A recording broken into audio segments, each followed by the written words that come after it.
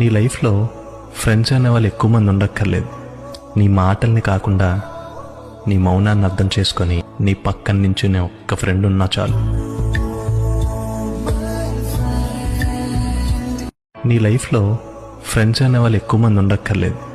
నీ మాటల్ని కాకుండా నీ మౌనాన్ని అర్థం చేసుకొని నీ పక్కన నించునే ఒక్క ఫ్రెండ్ ఉన్నా చాలు.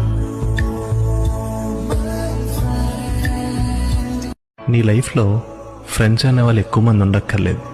నీ మాటల్ని కాకుండా నీ మౌనాన్ని అర్థం చేసుకొని నీ పక్కన నించునే ఒక్క ఫ్రెండ్ ఉన్నా చాలు.